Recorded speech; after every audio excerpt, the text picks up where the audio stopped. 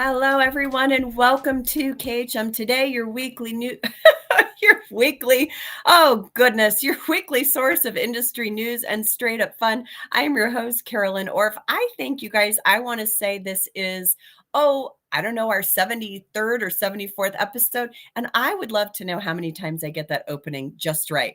But I hope you guys are great, having fun today. I am, as much as I love being on the road, it is so nice to be back in my home studio with all of you this week.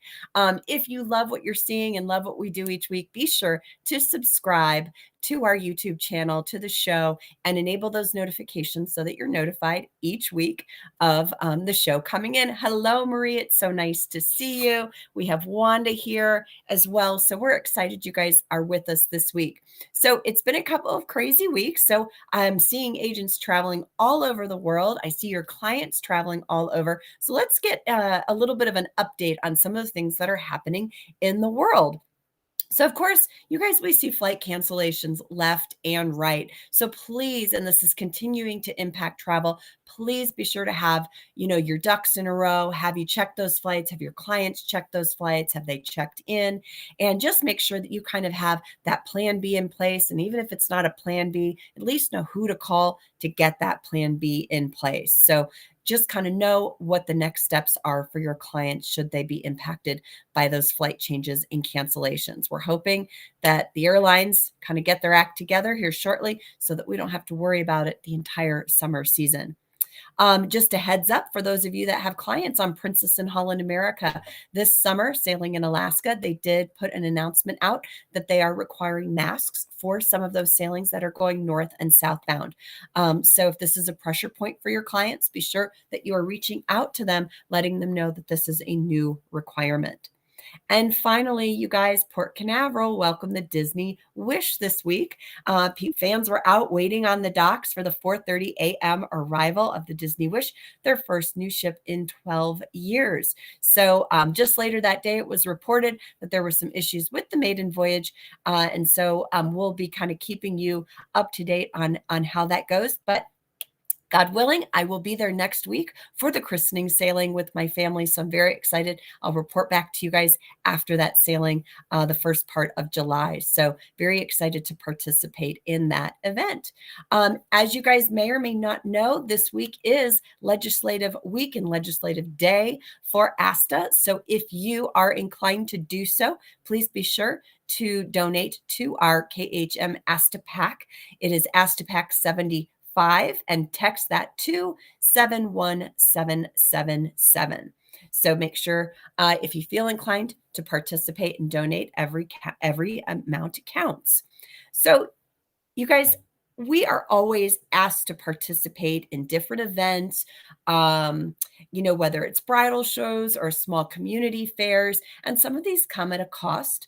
Sometimes it's a nominal cost. Sometimes it's a greater cost. And we have to determine which one's going to be the biggest bang for our buck, or quite frankly, even if this is something we want to do. So here to dig deep into this topic is Kiesha Lizaire and Vicki McFall. Please welcome them to KHM Today. Hi, ladies. Hello, everybody. Hi. It's good to see you both. Good It's nice to see you you too. too. Yeah, so sorry about the scratchy voice, right? So we're going to try and make it through without me sounding like an old man. But you guys have both participated in events, some at a nominal cost, some at a greater cost. Kiesha, what have some of these events been for you? And did you feel like it was worth it?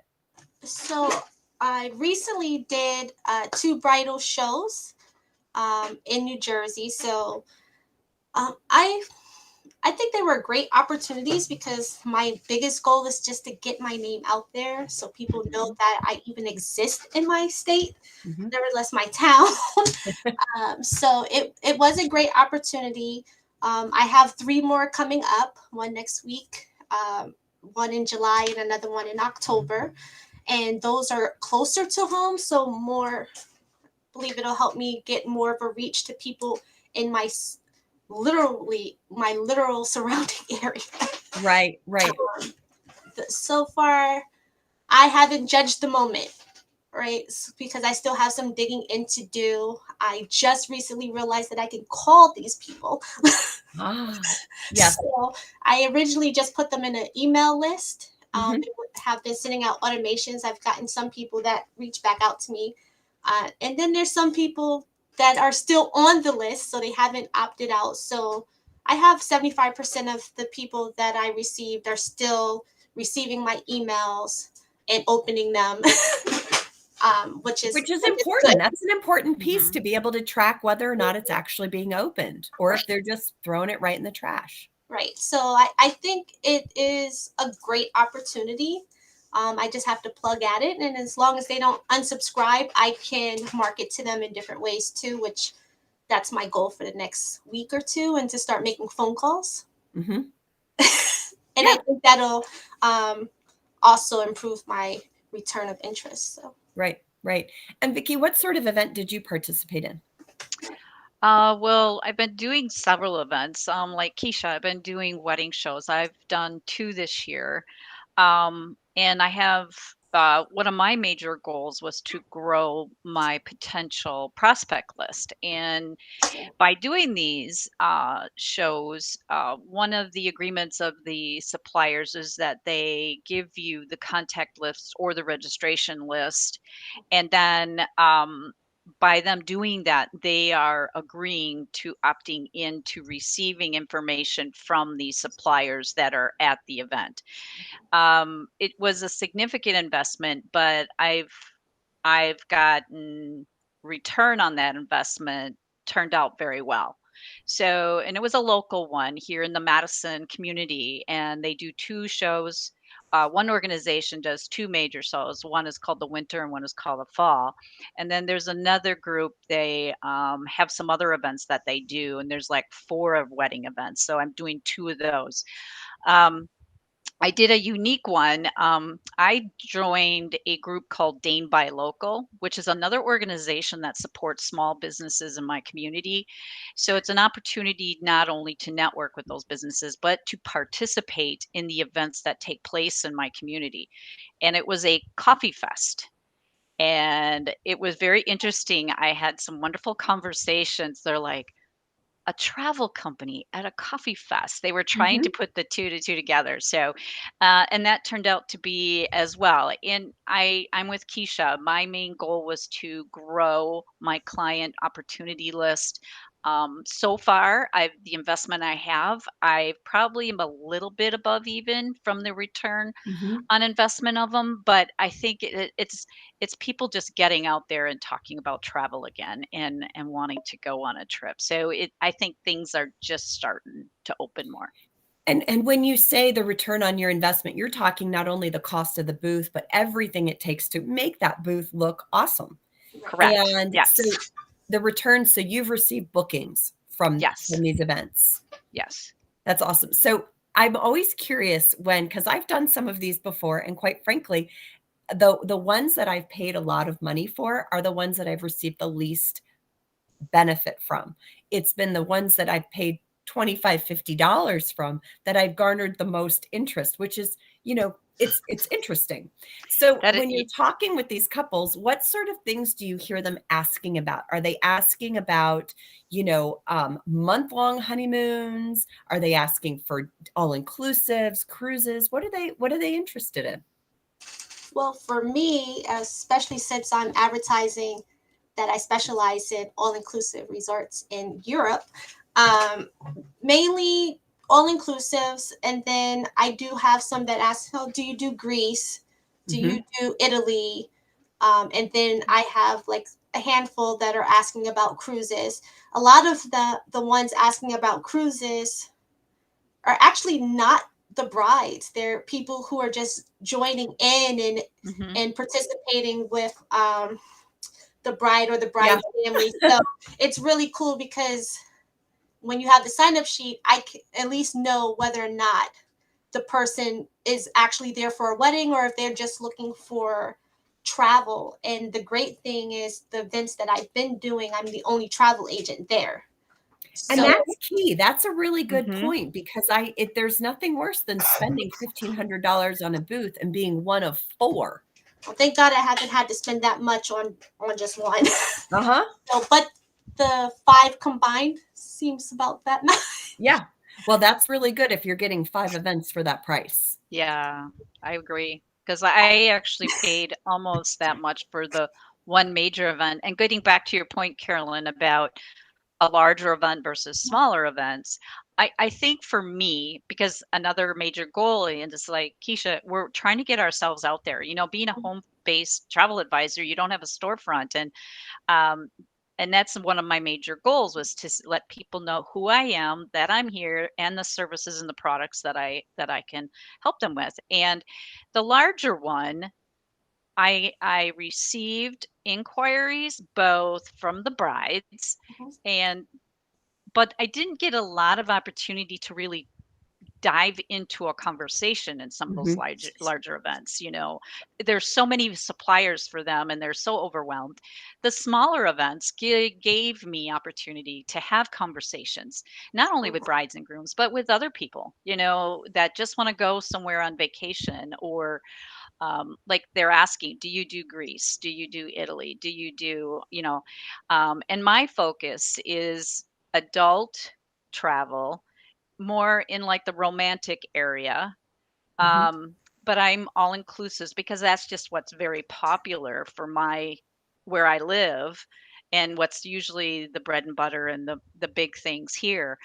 But I also enjoy Europe. And so whether it's land or cruise, or um, I just then have focused down to the suppliers to keep my sanity of who I work with and what they offer, and really getting to know their product a little bit better. That helps me build confidence and having that conversation about Europe. And if it's something I don't know, I go to those specific suppliers to kind of get that information for myself. Would you guys say that that's the hardest part of these events, is not being able to have those full-on conversations? I mean, it's almost like you're there and saying, hello, hello, hello, hello, but Yes. there's not much past that, unless you are the very first person or the very last person. Well, the unique thing about the events that I've done is they have like this scorecard, or almost like a scavenger hunt, right? So all of the vendors are listed on there. And in order to win a prize, or the giveaways that they're giving out, they actually have to talk to every last vendor. And the events are about 2.5 hours. So there's some people that come to my table, and I'm already engaged with another couple or family. So maybe it's like, hey, I give them this stuff and they sign their name. But it is trying, really, because if you have 2 minutes to talk to someone, and so I have my elevator speech already. Yeah, me too. So I have a 2-minute elevator speech that kind of whips through what I do, and what services I provide, and how I can help you. And then I actually recently created, I know this is not part of the thing, but I created a bookmark. Oh, here it is. Wow. And so I have these at my events, and then they can scan the QR code and it takes them to my scheduler. So I just tell them briefly how they can reach me. They can have it at all times. They don't have to stand at the table trying to scan this QR code. And that's been helpful. So that's awesome. Well, and I love the technology piece. You're the second person in a week that's told me that they have, QR codes and things like that. I love it. I love it. It makes it easier too. Yeah. Yes. Yes. So we talked about the hardest part. What's the easiest part of doing one of these events? Smiling. Smiling? Yes. That's the easy. I love meeting people. So it's just, after the first person comes over, and you're not like standing there twiddling your thumbs, like, please come talk to me. Yeah. Yep. Just being able to smile and engage with people, I feel like, is the easiest part. The ones that I get to really talk to are the ones that I feel like, even if they don't book right now, they come back. I've had 3 bookings this year from people who met me at an event 2 years ago that I've never heard from. And then this year they're like, hey, I want to travel. And I remember meeting you at this mom event. And Kiesha, have you continued to market to them through, monthly newsletter or something like that? And that's how you kind of kept in the front of their mind? Yes, so I do take advantage of the monthly newsletter. And then there was a time when we had 3 different ones, so I send them out every other week. And then I also create my own email blast. So I think that does keep you, as long as they're not opting out, you're staying top of mind with them. So whether they do it this year or next year, if you're consistent, they will come back to you. That's awesome. So do you guys think you'll do it again? Absolutely. Yeah, 3 more to go. 3 more to go. Yeah, I'm actually doing 2 major golf events this summer. Nice. 2 golf events, 2 bridal shows. I was going to do a car show, but I'm not going to be here. I'll be at Destination Success. So that kind of I'll see went you. out. Yeah. So I think the other value is it's really neat that people are recognizing the value of a travel advisor again. And I just went to my chamber network hour last night, and I had one of the chamber members. She's part of the events team, and her parents took a cruise to Greece. And just as they finished, they came down with COVID and got stuck in Spain. And so she was just like, "Oh my gosh, where's Vicki? Where's Vicki?" And she goes, "It's phenomenal, the importance of what we do." So definitely, and I think that's part of the conversation now. I don't know, Kiesha, if you experience that, but as you're talking to people at these events, you're talking more about all what's going on and has been going wrong, sometimes more than talking about where they want to go. Yep. But it's good conversation and they appreciate it. And they're like, "Yeah, I'll be calling you and I'll be thinking of you on your next trip." And that's how I got this new one I'm working on too, is Italy. So I have a client that wants to go to Italy next June. So it was that beginning conversation. And Keisha's right, smiling. I think a smile goes a long way. I know I found that when I do events, especially I've done a couple bridal events, the bride and groom sometimes aren't as engaged because they might be of that mindset that they want to do it themselves. It's the parents or the adults, whomever they're with, that's like, "Hey, tell me about," and they're super engaged with you. And the couple's like, "We're just booking this online." And the adults in the group are like, "Oh, well, let me tell you about this." And I mean, it's really very funny, the dynamic. But I absolutely agree with you wholeheartedly that we are seeing just an influx of people come to us because they're nervous. They're nervous about being on their own. I think to add to that, Carolyn, as the group is, I think that, bride and groom are very focused on getting the core things ready for their wedding. I think it can be so overwhelming in itself. And so honeymoon sometimes is, it's lower on the list, but then there are those few that'll say, "Oh, let's talk about the honeymoon now and we'll get to the other stuff later." I said, "I like your priorities." Yes. Yep. That's awesome. Part of my conversation is focusing on proper planning so you don't have to settle and you get what you want. So that's part of my 2-minute elevator speech. Absolutely. That's awesome. Absolutely. That's fantastic. Well, and if you want something, go after it, right? Don't think you're going to get that free upgrade. Let's book what you really want. Exactly. Well, ladies, thank you so much. You guys, if you have comments, please make sure that you put them in the chat here. We want to hear what events you've done.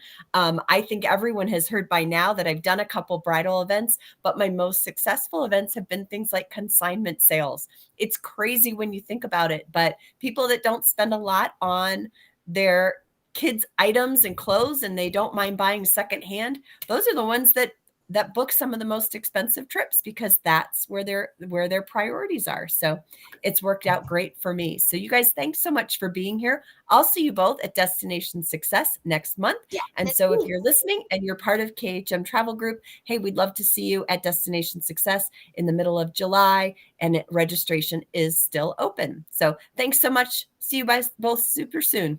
Bye. All right, bye. Take care. Thank you. Just this last week, you guys, we celebrated Juneteenth, and here to share some insight into this topic, into this special day, is Wanda Thomas from the education team for our Expanding the Lens segment. You guys, I am all sorts of fumbling over my mouth today. I got hot and central in there. I don't know what's going on, but it's so great to see you. And I know you have a sinus thing going on too. Yes, I do. I'm like sitting here with like a little chill, which is why I've got my little KHM jacket on. I'm like, I took a COVID test. I do not have COVID. I've been traveling, but I don't have COVID. My sinuses are driving me nuts, but I forgot I had, I forget what they call it, a Medipack or something, sinus Medipack that I bought, and I have the little packets of stuff to go in your nose or whatever. So I'm looking for, I remembered that. I was like, oh yeah, when I get off of this, I'll be doing that. So, Wanda, on June 19th, we celebrated the emancipation of enslaved people in the U.S. And so share some of your thoughts on this. You just were at the Teapot Conference. There's a lot of heritage travel that can be really done around this day. We know that this was a big travel weekend for people, and I think they are traveling to some of these historic sites, but they're also spending that weekend because for many, it's a holiday. Yeah. They're spending it together. Yeah. Yeah, I think, as we kind of talk about this, excuse me, I feel like it's important that we kind of give a definition to heritage travel. And so, because we've talked about it a couple of different times, and, heritage travel involves really all ethnicities, races, creeds, colors, etc. But, as a basic definition from, the National Trust for Historic Preservation, they said that heritage tourism is traveling to experience the places, artifacts, and activities that authentically represent the stories and people of the past and present. So the people, so any of the people. So to your question about Juneteenth, Juneteenth has been celebrated for many, many, many, many moons in the African community because, of course, as far as significance of it, for those that may not be aware, as far as emancipation came about, that came about January 1, 1863, where slaves were freed. And if you think about it, for those of you that are aware of watch night service at churches, a lot of African churches do watch night service.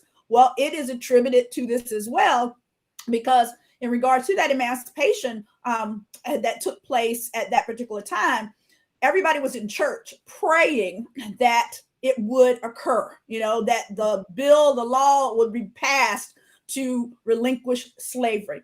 And of course it was. So it was done with the 13th Amendment at that particular time. It was that it relinquished slavery.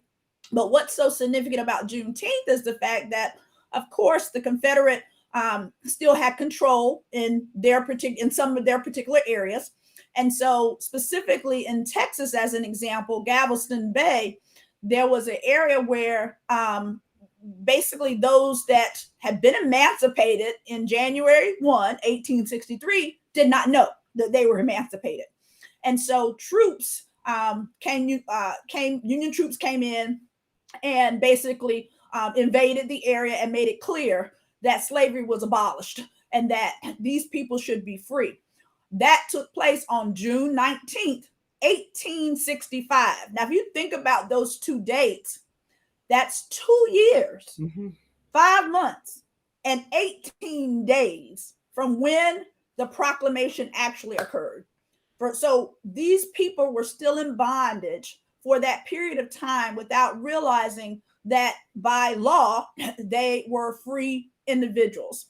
And of course, another part to that, if you would, is the Reconstruction era that I think most of us, we learned about Reconstruction era in most of our history classes, etc.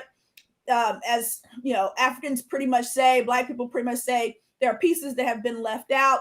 And we don't know why on across the board. And that could be a number of reasons on all sides. But with that particular piece being stated, we talk about Reconstruction era, and a part of this time frame where this took place was the Reconstruction era. And so Blacks, Africans moved west, north, all of these places after they were to be emancipated, and thought that they were going to be moving to more prosperous areas and to have better lives, if it were. But unfortunately, as we all know, the discriminatory actions, if you would, still continued, and to some extent still continue. They would come a long way, but still have a long way to go. So June 19th for Juneteenth is a very, very important holiday for the African community, and has been for many, many years. But of course, it was just recognized in 2021 as a national holiday, which we did, of course, celebrate on Monday. So what sort of experiences would you recommend for people that want to travel and learn more about this? Yes, absolutely. I mean, you know, as I said earlier with that definition, there is so much to learn about every individual's heritage. You know, I think a large part of travel, one of the things that I try to pride myself on when I talk to my clients, is that my travel that I set up for my groups, it's not about checking the destination off of a checklist. It's about immersion. Yep. It's about having an awareness, an understanding of the culture in which you are going to be a part of during whatever those number of days are. It's not just saying, oh yeah, I went to Greece. No, you need to go and be a part of the community. You need to eat at local places. You need to talk to local people. You need to, again, be immersed, go to some of the historic locations, etc. Of course, as we know with the national parks, etc., there are a wealth of establishments that we can go to look at that. I think that recently we have more visual, if you would, from an African standpoint of those particular things that are available, even tours by local. I think there was an article that was done in Forbes where they were talking about tours by local, and one of the pivots that took place with them during the pandemic timeframe and social distancing, they went out and strategically looked for tours that could be small in size, be meaningful, but at the same time focus more on heritage travel. And so they have even put a number of heritage travel tours that are out there by tours by locals. But then also, you know, we think about just going to the National Museum of African American History website. You can find all kinds of information there about places to go and look at. Of course, as we talked about in one of our last sessions together, we talked about, you know, local for the Eastern North Carolina area of, you know, Savannah, Georgia, Charleston, those areas. But on top of that, there's just a lot out there. And I went to a site today with nationalparks.org just to kind of get an understanding or to see a little bit more about some of the places. And there were a number of places I didn't know about that are listed there. African Burial Ground National Monument, which is located in Lower Manhattan. I'm from New York. You're from New York. I didn't know anything about this, but they unearthed an area and during a particular time of building a building in 1991 and found this. So, I mean, there's so many different places that are out there. There's places in Louisiana, there's places in Tennessee. I mean, you name it, all over the world, there are places that we can go and learn about the different cultures for all races, creeds, and colors that are out there. But there are definitely many undiscovered African American locations that I would definitely recommend to go check out so that we can put the pieces together, because in some regards, we've gotten pieces of history and there's so much more to it. And, you know, again, like I said earlier, we don't know why in all areas, we all are holding back and talking about it. Some say it's, you know, for the African family, it's about shame of what happened to them and them not, you know, doing something about it. But there's a whole lot more that we can talk about with that. But then there's also shame on the other sides of what ancestors did, et cetera. Yes. But I think, in my opinion, and as I've said many times, until we talk about it, until we sit down and look each other eye to eye, as you and I have talked a lot about all kinds of different scenarios, until we sit down and talk to each other without emotion being tied to it, and ask the hard questions and be willing to really discuss it and listen to each other's opinions, then I don't think we're ever going to really get anywhere, because we're holding so much in, and so many people are afraid to have the conversations, and communication is the key. I mean, it really is for everything. Got to talk about it. Well, and that's one of the things that I've appreciated so much about getting to know you, is I can say, okay, Wanda, I'm just going to say this. You need to correct me or shed some light. What am I saying? What am I thinking? And there's no judgment. Right. There's no judgment. It's, I'm trying to get clarification. Exactly. You're the person I'm going to get clarification for. So please don't, I'm asking for a reason. I'm trying to be clear. So I mean, it's so key that we have to, as I said previously, one of my very favorite quotes is, seek first to understand before seeking to be understood. And I think that's a big piece of it, that we form opinions based on our visual, because of course that's kind of the first sense that goes out there. We form opinions, and we don't move forward to have conversation about the opinion, or to at least explore further to gather a more realistic actual picture of what some of our senses are telling us. Right. We do have a question. What is the website again? Yes. One of the sites was nationalparks.org. So again, excuse me, not nationals, national, no S, nationalparks.org is one of the sites. The other site that I mentioned is, the actual site is N as in Nancy, M as in Mary, Alpha, H as in Harry, Charlie, dot, S as in Sam, I as in Igloo, .edu, which is the National Museum of African American History and Culture. That's a mouthful. There we go. But Robbie got it. Thanks, Robbie, for putting that on the bottom of the screen. Wanda, thank you so much. It's always fun to have you on. Go get some rest. Clear that sinus. Absolutely. Clear those sinuses up. And we'll see you, I think, next week again. Maybe. I can't remember. We'll see. We'll see you sometime soon. All right. Okay. Thanks, my friend. Thanks for shedding light. I really appreciate it. You're welcome. Bye-bye. All right, you guys. So last week I had the pleasure of being at the EDGE conference with some of our agents. It was so fun to spend time with everyone. And one agent in particular told me that her favorite part of the show was when I crafted a cocktail from my basement, right? She said she just thought it was hilarious, and she shared this with her coworkers, and they all thought it was fun. So in her honor, I am making today the Blackberry Fence Hopper Cocktail. This is a vodka cocktail for our KHM agent, Karen Hopper. So here's what we've got. We've got our shaker, okay? And in our shaker, I don't think you guys are going to be able to see this. Maybe. I have muddled, yes, I muddled, lemon juice, wildflower honey, and blackberries in the bottom of this, okay? So I've muddled it through. Now I'm going to add my vodka.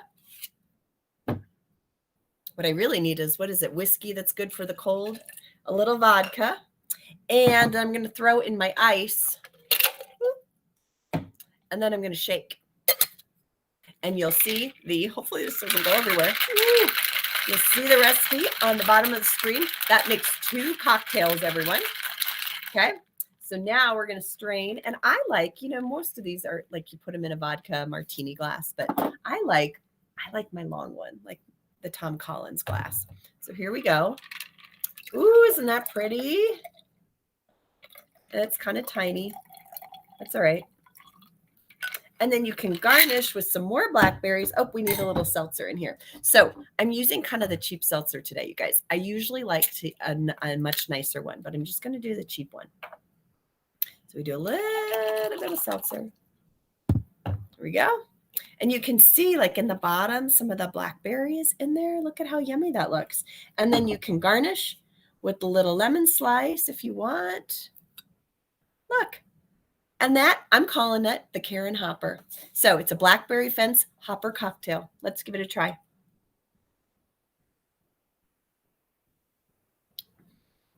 Wow.